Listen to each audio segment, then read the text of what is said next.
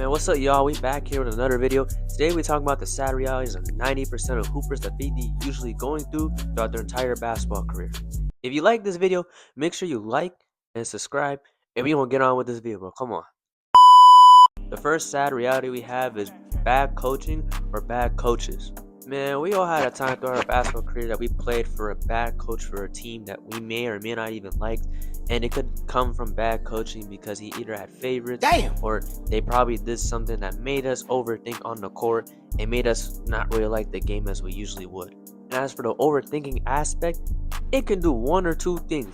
It could either limit your play for the entire time that you're on a team, or it can hurt you so bad that you may not even look basketball the same way, and you'll just deadass just quit eventually. And I ain't gonna lie, I've been in most of y'all hooper shoes and stuff, bro. I used to be on a team where I was an above average shooter. I felt like if I was wide open, or at least had a decent chance of making a shot, I feel like I'll make it. But I always played with a coach that literally made me a defensive player, and anything for offense I wouldn't even be doing at all. He'll just make me strictly a defensive player, despite the fact that we needed some sort of scoring or some sort of shooting, even although that's what I was exactly good at.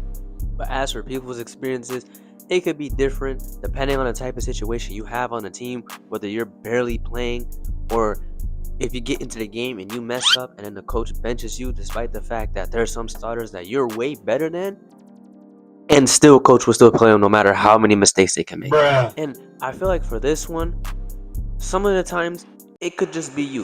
Sometimes you may not be playing that well, you might look be ass. And I felt like at the time where I explained to you my story, I wasn't that good.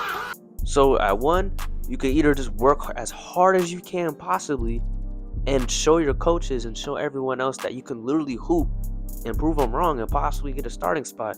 Or two, if the system is really that bad for you, by any means, just leave the team at that point.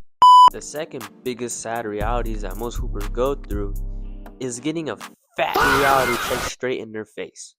Now, usually this will usually come when you're playing against different people, when one day you're having a really good game and you're really feeling yourself, and then the next game, whew, you get the biggest reality check, man. You're not playing the best as you could. You could be getting destroyed by one person or by a team, and you come back and lose. And then you come back home, sit down, and be like, is the sport of basketball even worth it for me anymore? Most of the time, these reality checks can come out of absolutely nowhere. And as a hooper, it's the best for you to absolutely overcome all those stuff. Because as much as reality checks can really suck, it doesn't mean you're completely out of it. Some of these worries can also come on social media too, seeing every single 5-star, every single 5 scrolls or whatnot. But the real reality is that you don't exactly have to worry about highlights about somebody else and all that. I mean, yeah, obviously they could be better than you or they could do something else better than you, but it doesn't mean that you're completely out of the race. The third sad reality that most hoopers would face throughout their career is being benched for at least half their season to probably their whole full season. As you can tell, I have a whole different fit. There's a whole new day, by the way. My phone is not about to take all that storage for one day worth of, or who knows how long worth of freaking uploading all these videos and stuff.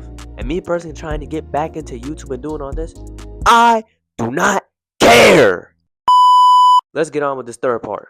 Now, playing off the bench sucks, but I'm not talking about the people that play off the bench and they have rotation. I'm talking about the people that sit on the very end of the bench that do not get in the game at all. I'm talking about the players that look like spectators watching the game. I'm talking about they look like they could be the next water boy, bro, the fucking team. And most of the time they have to go against politics on the teams that could be made by the coach or by other players and stuff.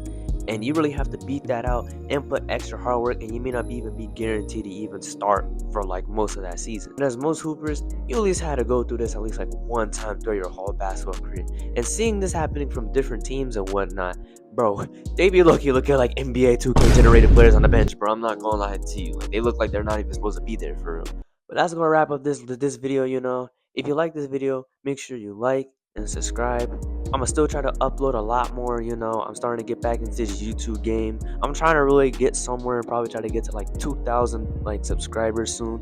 So if you really like this, make sure you like and subscribe, and I'll hit you back up with the next video.